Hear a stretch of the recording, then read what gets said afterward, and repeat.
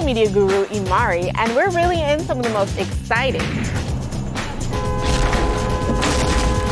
extreme, So when I met him, I thought he was a complete douche, and entertaining posts on social media. And I left the shopping cart in the parking lot, and this complete stranger yelled, "Wow, really? You're just gonna leave the cart? Dude, mind your own damn business." This is Florida for real.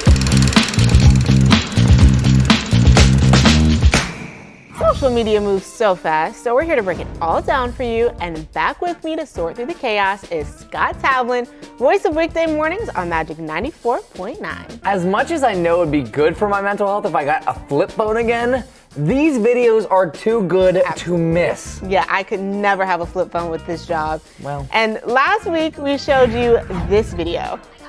Remember? This is Caitlyn Bergstrom-Wright. She's a 5-time Ninja Warrior and a world chase tag athlete, jumping rope on a vertical spider wall at a Pinellas Park gym. This is what's so amazing. That alone is already hard to just get on the wall. Absolutely, To yeah. add a jump rope, that's next level. That is Ninja Warrior. Insane. She's a superhuman. And you see how talented she is. We wanted to meet Caitlyn ourselves and hear more about how she became a Ninja Warrior, but rather than call her up, we wanted to go down there in person and have her show us the ropes. Do Scott and I have what it takes? We're here at Jungle Gym in Pinellas Park where Caitlyn works as a coach. So before we hear about everything happening here at Jungle Gym, let's get to your comments on the viral video. Someone wrote, but why? Why did you even try that challenge? It was like kind of a trending challenge in the ninja community. We were all posting on Instagram at the time, and some of the people I look up to that compete on Ninja Warrior tried it. So I was like, I can jump rope on the floor. I like this firewall. Tried to put the two together, and it worked out. Didn't fall on my face, so. Oh my gosh, that is amazing. And another person added, I used to climb up on the door frame like that, and my mom would make me stop and I'd get in trouble. Thanks, Mom. Look at what I could have been. Did you do anything similar as a child? Have you always known how to be a Ninja Warrior, or is it something that you learned later in life? Ninja Warrior did come to us later in life, but my mom always encouraged us. Like, she would take pictures of me and my brother, post it up in the hallway, like above the ground, or we would climb trees a lot, but the obstacle side did come later. But we've always been moving around even as kids. So Jungle Gym is a family-run, family-owned business based on the show American Ninja Warrior. We accidentally started Jungle Gym in our backyard just by building obstacles. People brought their friends and their kids, and we started training them, and we needed a bigger spot to be. So Jungle Gym is a product of like love, I suppose, that we have for the American Ninja Warrior sport and TV show, but also the love that we have of creating community in a spot where everybody can thrive and everybody can fit in and have something for them. Now we're trading in our microphones for crash mats to see if we can complete a Ninja Warrior course. Yeah, super chill. Yay! Oh, is it harder than Maybe your shoes are a little slippy. All right. Yeah, it might be a little slippy. Oh my God. Up, down. And then we'll run forward. Yeah, and on your back swing. Nice. One more back swing. Okay, let's get a little. Okay. Wow! Yes. You got Wait. it. Nice. Right there. Oh, you gotta try to twist the other way. There you go. Nice. Oh, this is difficult. Uh-oh. You got it. Right here. Yeah, nice. Yeah. Yeah, let's go. Bravo! Nice. And of course, we had to ask Caitlyn to recreate her viral moment.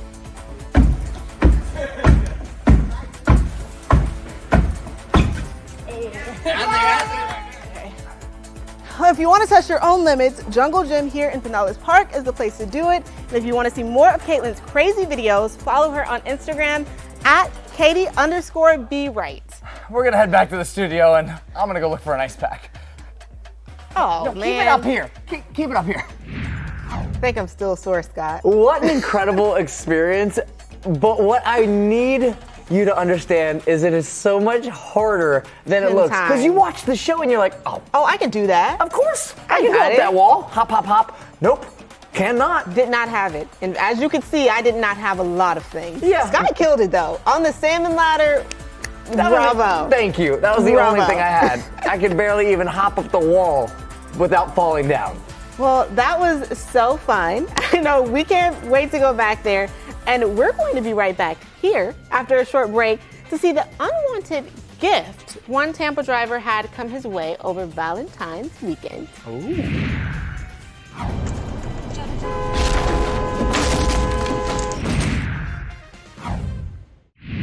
Everyone loves a surprise on Valentine's, but worse than stoplight roses or drugstore candy has to be what Reddit user Asim shared in the Tampa subreddit. Like America's Funniest Home Videos, see if you can guess what potentially deadly accident might be about to happen. Whoa!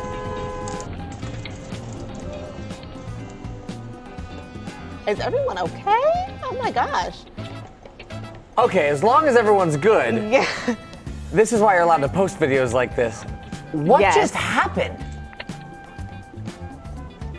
Okay. This is like Final Destination level of Literally fear. Final Destination. And yes, Asim pointed out in his post, dude had no strings attached to the load, which obviously turned out to be a problem. This is the problem. You see this all over. Dads everywhere would say you need something a bit stronger than string though, after which you are legally obliged to tug on the straps and say, do. That's not going anywhere. And since no good deed goes unpunished, the comments piled onto Asim like, well, a fridge falling from a speeding pickup to call him out for trying to clear up the debris. Just the food hole said, I wouldn't just stop in the middle of the road though. Well, where else are you supposed to go? I mean, I'm not gonna drive my car over a fridge. DJ Tavlin said, had they had the eye on the pickup over in the passing lane with zero vehicles to right, bless his heart. And like any Florida man craziness, there's always someone who's seen something worse. Sasha Guap said they once watched a boat completely slide off its trailer on 275, where it's 2 lanes before you head toward the Skyway. Craziest something I've ever seen. I thought me and everyone else on the road were done for. Well, the fallen fridge isn't the only objectionable object causing road rage on Reddit. Oh no. Shizzle shared this photo with the St. Pete subreddit asking, has anyone else seen this around? I hate it. My God, do I wish this was a ticketable offense. Well, I mean, sometimes you gotta get somebody's attention, and this is the best way to do it. In the comments, JC Davis 45 says, Dear marketing agencies, please be aware that the quickest and most efficient way to prevent me from ever purchasing anything from your clients is to use invasive, annoying advertising tactics. Exactly. Thanks for your time. A consumer sick and tired of adverts being constantly shoved down my throat. Well, counterpoint from Max Lifts, who pointed out, got you to look at it though, and you reposted it. So double brand awareness. That's the problem, because it does get our attention, and now we're talking about it. Exactly. Last word goes to Friendly Native 66, who says they have taken the remaining quantum of joy out of driving. I have no joy out of driving ever, so that would just make my day worse. With stress like that on the streets, let's head to the beach. This can't be bad. Oh, nice. What are we looking at here? Ooh. Oh, Can't even a go billboard in anywhere the without water. seeing Oh it. my It's goodness. freaking ridiculous. You can't even have a nice relaxing day in the water Not anymore. without being advertised to?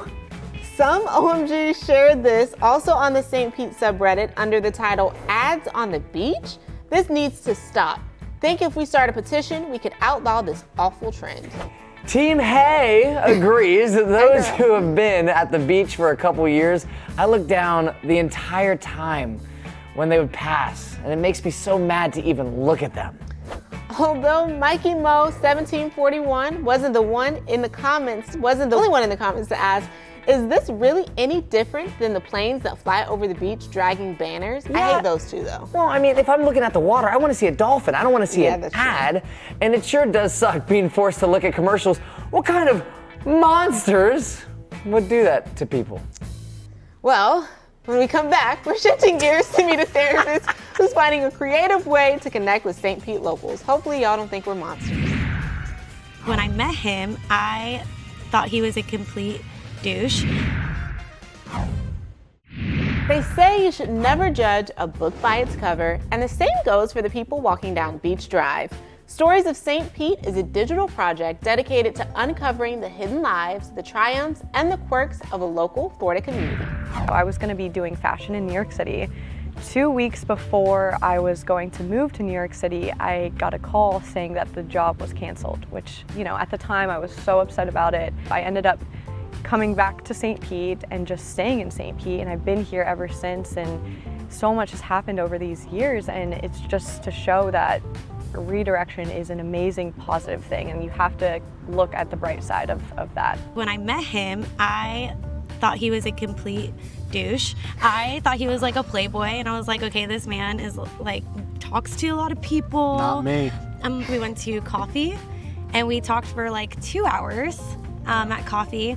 Then we both just really wanted to see each other again. I moved to China with my son, and I got to teach there and live there and work there and travel throughout Asia. I was a surrogate 3.5 years ago. I carried a beautiful baby girl for 2 amazing dads, and they live in London, and it was truly the most beautiful thing I've ever done in my life. We are not meant to go through this world alone, and so I think it's really important that you find your community and you find your village, and you also learn how to be one. I'm just really thankful for mine. Oh, that is amazing. Those are the stories of Sydney, couple Grant and Nicole, and finally Lorenza. Just 3 of the dozens of videos which have gotten tens of thousands of views on the Stories of St. Pete TikTok. Let's see how the people of St. Pete are reacting. I love these videos. Yeah. Brianna says, "This is so sweet and wholesome. Thank you for sharing." Brooke added, "What a creative idea. I love this." Well, Jenny Hogan is the woman behind Stories of St. Pete. After moving to the area from Ohio several months ago, she says she noticed that each person I met in St. Pete had a unique story that created a mosaic of who they are as a human. Let's learn more about the woman behind the camera. Welcome to Florida For Real, Jenny. Welcome. Hello. Hi guys, thank you so much for having me today. So excited to be able to talk to you about this amazing channel that you've built. So Jenny, could you tell us why you started Stories of St. Pete? Yeah, absolutely. So I moved to St. Pete around 7 months ago, and I am currently on sabbatical as a therapist and trying to navigate what that looks like. And I felt like every single person that I met in St. Pete had such an eclectic and diverse story to share. And so as I got brainstorming and just reflecting on that, I really wanted to create a space where I could shine a spotlight on some of these diverse stories and just kind of see where it goes. And so that's how Stories of St. Pete was born. We are on Instagram and TikTok, and I typically interview 3 to 4 people per week, and I post them randomly, still kind of seeing where things are going. And it's been such an incredible opportunity for not only me, but the people that have been able to share their stories and connect with one another. People absolutely love it. Yeah. It is truly incredible to watch. And you being a therapist just makes so much sense for content like this. Yes. How do you find your subjects? Yeah, that's a great question. So some of the first ones that I interviewed were actually my friends who kind of acted as my guinea pigs with starting the project. But as the accounts have been growing, I've been getting some outreaches of people who will reach out and share their story, and then we'll meet up and kind of talk about things and record.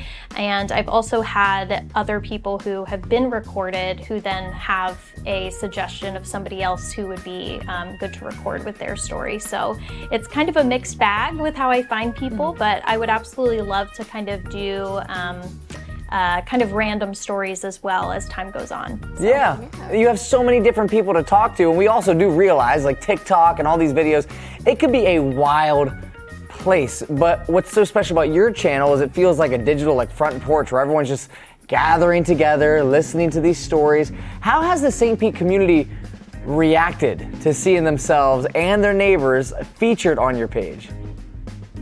Yeah, it's still very new, so a very new project here in the community. So some people know about it and some people don't.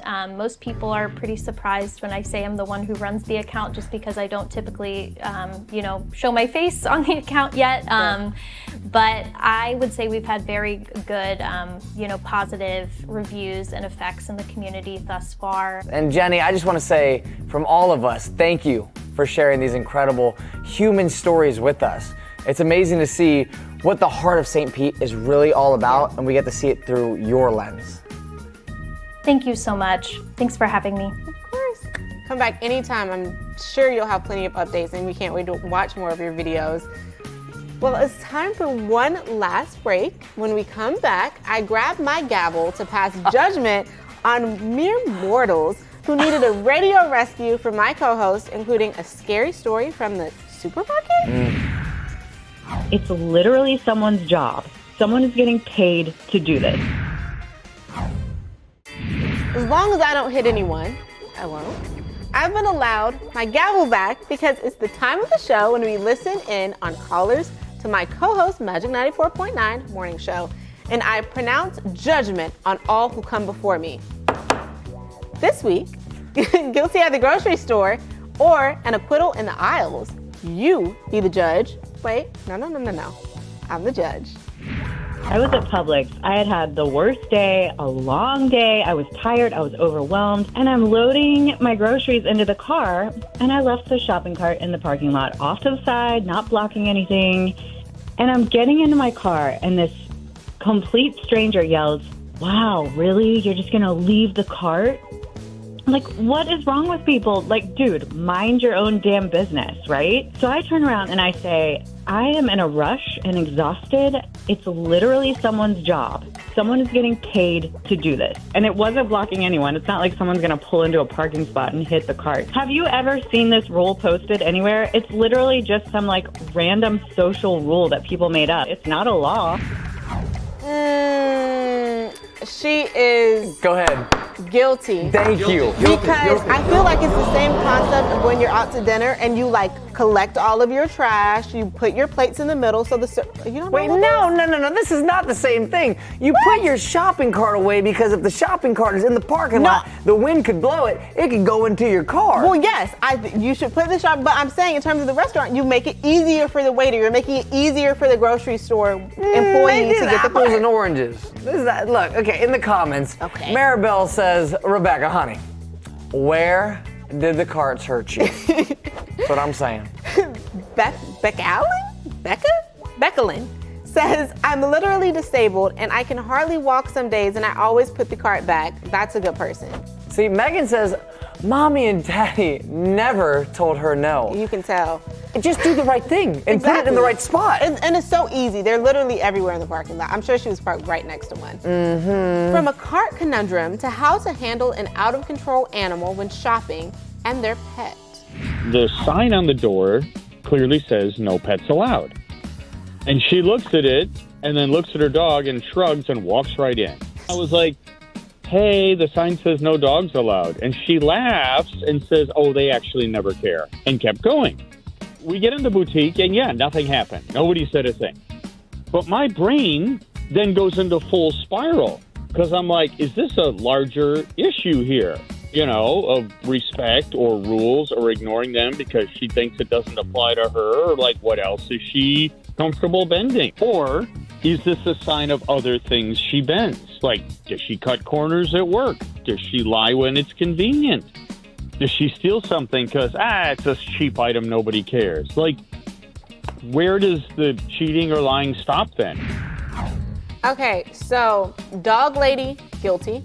Guilty. Also, caller is guilty of minding other people's business. Because why do you care? Guilty. Well, if you're, we need to have a come to moment. You're allowed to bring your dog in the stores.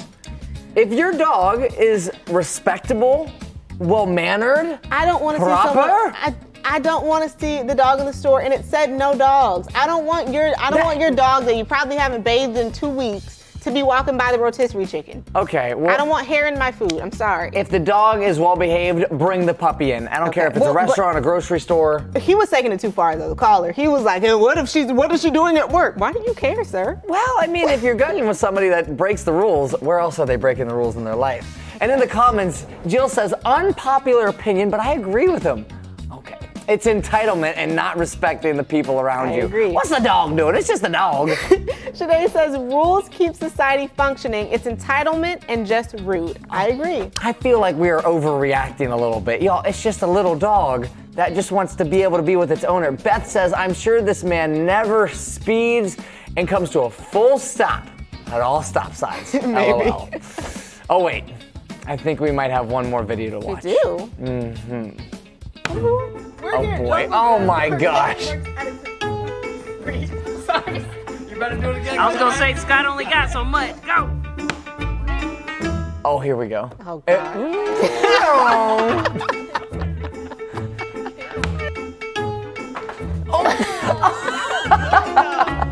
See, that's the reality right there. There it is. And I can't do it.